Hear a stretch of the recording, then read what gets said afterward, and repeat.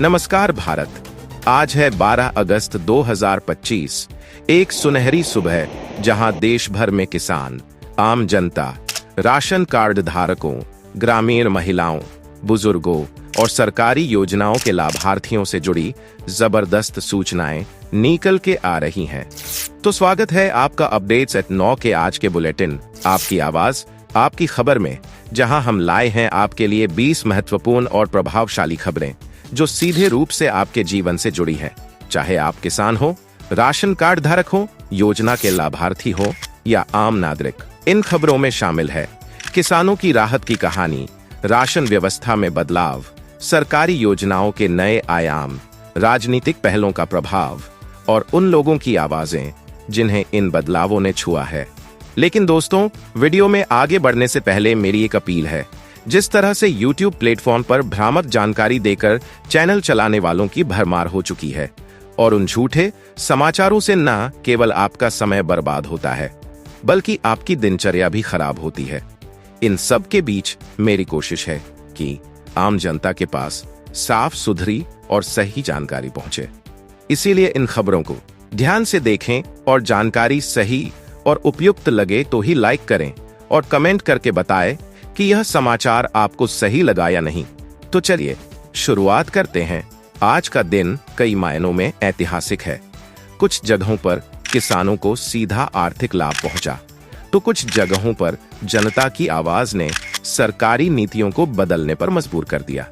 आज का दिन साबित कर रहा है कि सरकार, जनता और नीतियां मिलकर कितना बड़ा बदलाव ला सकती है।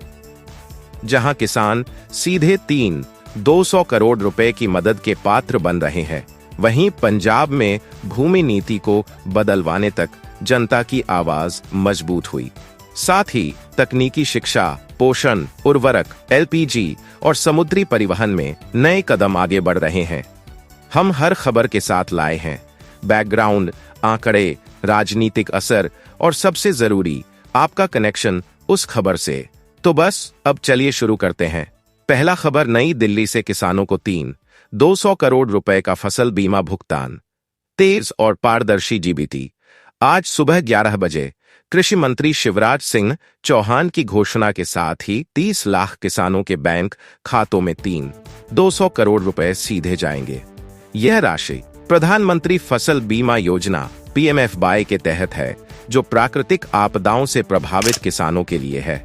इस योजना के तहत अब क्लेम का भुगतान 30 दिनों में अनिवार्य है और देरी होने पर बीमा कंपनियों को 12% ब्याज देना होगा, जो सीधे किसानों को मिलेगा, किसानों के हक में जाएगा। यह कदम डिजिटल गवर्नेंस और किसानों के प्रति सरकार की जवाबदेही का प्रतीक है। इसका असर देश की राजधानी दिल्ली से लेकर ग्रामीण इलाकों तक होगा और अब इस कदम से योजना पर किसानों का भरोसा बढ़ा है और साथ ही बीमा कंपनियों पर समयबद्ध भुगतान का दबाव भी बढ़ा है। इसी क्रम में आगे बढ़ते हुए दूसरी खबर जयपुर है से आई है कि इस योजना से अब तक 34.48 लाख किसान लाभान्वित हो चुके हैं और लाभार्थियों की संख्या राजस्थान सबसे ज्यादा रही है। राजस्थान में खेती बारिश निर्भर रहती है, इसीलिए यह योजना राजस्थान के किसानों के लिए सुरक्षा की गारंटी बन चुकी है। प्रधानमंत्री फसल बीमा योजना PMFBY से अब तक 34.48 लाख किसान लाभान्वित हो चुके हैं, जिसमें राजस्थान के 7 लाख किसान शामिल हैं। इस योजना से छोटे किसानों में आत्मविश्वास और योजना पर विश्वास दोनों बढ़ा है। इसी परिप्रेक्ष्य में अब जलते सवाल उठते हैं, एक दिन में 32 अरब रुपए का भुगतान कैसे संभव हुआ? जी हां दोस्तों, तीसरी बड़ी खबर है। एक ही दिन में 32 अरब रुपए की सबसे बड़ी कृषि बीमा राशि का भुगतान हुआ है। अंतरराष्ट्रीय मीडिया ने इसे भारत की डिजिटलीकरण और सीधा लाभ ट्रांसफर GBT व्यवस्था की मिसाल बताया। एक ही दिन में 32 अरब रुपए का बीमा भुगतान सीधे किसानों के खाते में। यह एक वित्तीय इतिहास है और वैश्विक स्तर पर भारत के वक्तव्यों और दक्षता को मान्यता प्रदान करती है। लेकिन अब बारी है किसानों की एक और बड़ी लड़ाई की, पंजाब की भूमि में नीति की वापसी। पंजाब भूमि नीति निरस्त, किसानों की आवाज की जीत। जी हां दोस्तों, चंडीगढ़ से खबर निकलकर आ रही है कि पंजाब सरकार ने विवादास्पद भूमि पूलिंग नीति 2025 को वापस ले लिया है। किसानों का कहना था कि इस नीति के तहत जमीन कम मुआवजे में अधिग्रहित की जा रही थी, जो 500 एकड़ कृषि भूमि अधिग्रहण को लक्षित कर रही थी। इसके पीछे किसानों का 6 महीने का विरोध प्रदर्शन, कोर्ट में सुनवाई और विपक्ष के दबाव के बाद सरकार को पीछे हटना पड़ा। यह निर्णय जनता की शक्ति और लोकतांत्रिक संवाद की जीत है। इस फैसले के बाद पंजाब के गांवों में माहौल कुछ यूं रहा। नीति रद्द होने की खबर मिलते ही गांवों में ढोल नगारों के साथ जश्न मनाया गया। किसानों ने इसे मिट्टी की जीत कहा और सरकार को चेतावनी दी कि अगली बार बिना किसानों से सलाह लिए कोई नीति न बनाई जाए। अब नजर डालते हैं राजस्थान की एक अनोखी पहल पर, जो पशुपालन में क्रांति ला सकती है। बसी, जयपुर, राजस्थान में देश की पहली सेक्स सॉर्टेड सेमेन लैब का उद्घाटन। आज राजस्थान में देश की पहली ऐसी लैब का उद्घाटन हुआ जो मादा बछिया पैदा करने की संभावना को बढ़ाएगी।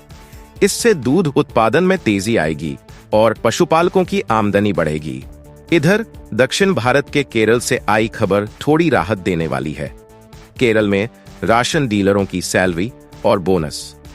ओणम से पहले राज्य सरकार ने राशन डीलरों की सैलरी बढ़ा दी और लाभार्थियों के लिए मुफ्त ओणम किट का ऐलान किया। अब चलते हैं राजधानी दिल्ली, जहां राशन वितरण में पारदर्शिता पर जोर है। दिल्ली में आधार को अब अनिवार्य कर दिया गया है कि पहली सीधी माना जा रहा है। जी हां दोस्तों, दिल्ली सरकार ने सभी कल्याणकारी योजनाओं के लिए आधार को अनिवार्य कर दिया है, जिससे फर्जी लाभार्थियों पर रोक लगेगी और वितरण पारदर्शी तथा न्याय संगत बनेगा। इसके साथ ही एक नई तकनीक भी लागू हुई है। फेस रिकॉग्निशन से राशन वितरण हुआ शुरू। 75% से ज्यादा लाभार्थियों का फेस कैप्चर पूरा हो चुका है, जिससे फर्जीवाड़ा लगभग खत्म हो जाएगा। इसके बाद हम बढ़ते हैं महिलाओं और बच्चों की खाद्य सुरक्षा की ओर। मिशन पोषण 2 में 22 लाख पंजीकरण पूरा हो चुका है। इससे माताओं और बच्चों की सुरक्षा बढ़ेगी। जी हां दोस्तों, देशव्यापी रजिस्ट्रेशन बढ़ने से औषधीय और पोषणात्मक सहायता पहुंच में सुधार हुआ है और मातृ व शिशु स्वास्थ्य में सुधार का रास्ता और भी स्पष्ट हुआ है। इधर कृषि ढांचे को मजबूत करने का एक और कदम तैयार है। पीएम धान्य कृषि योजना का विस्तार। 100 जिलों में सुधार की योजना। नई दिल्ली 2025-26 से शुरू होने वाली इस 6 वर्षीय योजना का लक्ष्य सिंचाई, भंडारण, कर्ज और उत्पादन क्षमता में सुधार लाना है। फिलहाल 100 जिलों में इसकी शुरुआत होगी। बड़ा निवेश हुआ है। पीएम किसाई के तहत 411 करोड़ की सहायता से 601 परियोजनाएं मंजूर। मौफपी ने 601 खाद्य प्रसंस्करण परियोजनाएं मंजूर की और जून 2025 तक 61 करोड़ रुपए की ग्रांट जारी की, जिसका उद्देश्य फसल की बर्बादी घटाना, गांव से बाजार तक फूड चेन मजबूत करना है। उर्वरक क्षेत्र में सरकार ने किसानों का बोझ कम किया है। खारिफ 2025 के लिए उर्वरक सब्सिडी 37,216 करोड़ रुपए। केंद्र सरकार ने फॉस्फेटिक एंड पोटासिक उर्वरकों पर 37,216 15 करोड़ रुपए की सब्सिडी मंजूर की, जो पिछले रबी सीजन से 13 करोड़ रुपए अधिक है। इससे उर्वरक की कीमतें स्थिर रहेगी।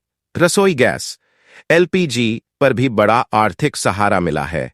तेल कंपनियों को एलपीजी पर 30 करोड़ रुपए का मुआवजा। कैबिनेट ने एलपीजी पर हुई कंपनियों की क्षतिपूर्ति के लिए 30 करोड़ रुपए मंजूर किए, ताकि गैस की सप्लाई सस्ती और बिना बाधा जारी रहे।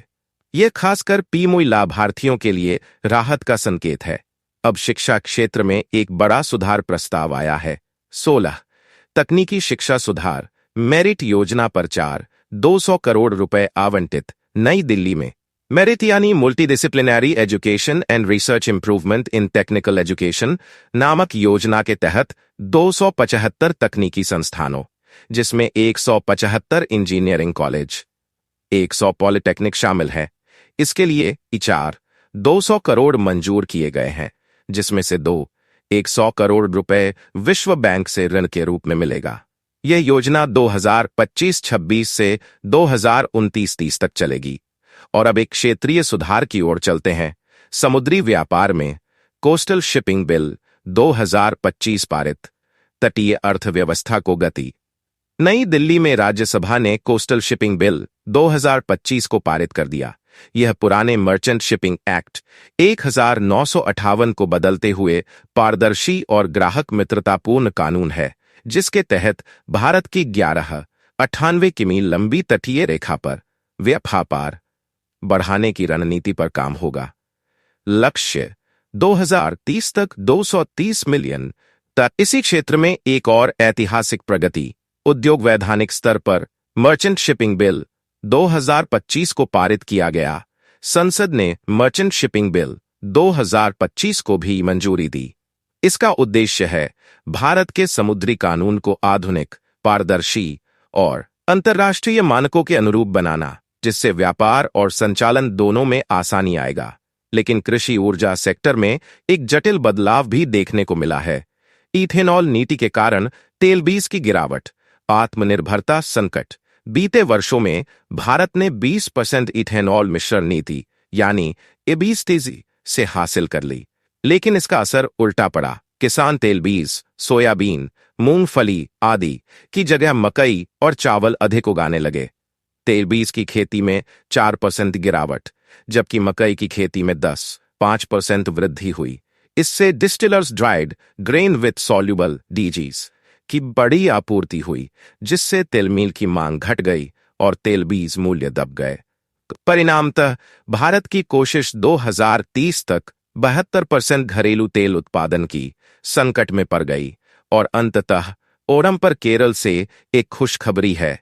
ओणम बोनस के रूप में केरल के उपभोक्ताओं को राशन किट मुफ्त। ओणम के अवसर पर राज्य सरकार ने गरीब परिवारों को मुफ्त राशन किट और बोनस की घोषणा की है, जिसमें चावल, दाल, तेल और मिठाई शामिल है। यह राहत खास तौर पर त्योहार के मौसम में खुशियां बढ़ाने के लिए है। तो देशवासियों, आज का दिन साबित करता है कि जब सरकार योजनाओं का डिजिटलीकरण करे, जनता अपनी आवाज बुलंद करे और नीति निर्धारक लोगों की अपेक्षाओं पर सुने, तब बड़े बदलाव संभव हैं। किसानों को मिली तत्काल वित्तीय राहत और पारदर्शी प्रणाली ने योजना में विश्वास बढ़ाया। भूमि नीति वापस लेना दर्शाता है कि लोकतंत्र में जनता की आवाज कभी छोटी नहीं होती। तकनीकी और खाद्य प्रसंस्करण, पोषण और एलपीजी जैसे योजनाओं से हमारा जीवन सीधे जुड़ा है। तटीय व्यवसाय और तकनीकी शिक्षा में सुधार से भविष्य की प्रतिस्पर्धा मजबूत होगी। और हां, ईंधन नीति के सकारात्मक परिणामों के बीच हमें साइड इफेक्ट्स पर नजर रखनी होगी, जैसे तेल बीज आत्मनिर्भरता पर असर। आइए हम सब, किसान, युवा, महिला, व्यापारी, इन योजनाओं से जुड़े इस बदलाव का हिस्सा बने। और वीडियो पसंद आया हो तो प्यारा सा लाइक करके चैनल को सब्सक्राइब करें और हमारे साथ जुड़े रहिए और अपनी आवाज बुलंद रखिए। धन्यवाद।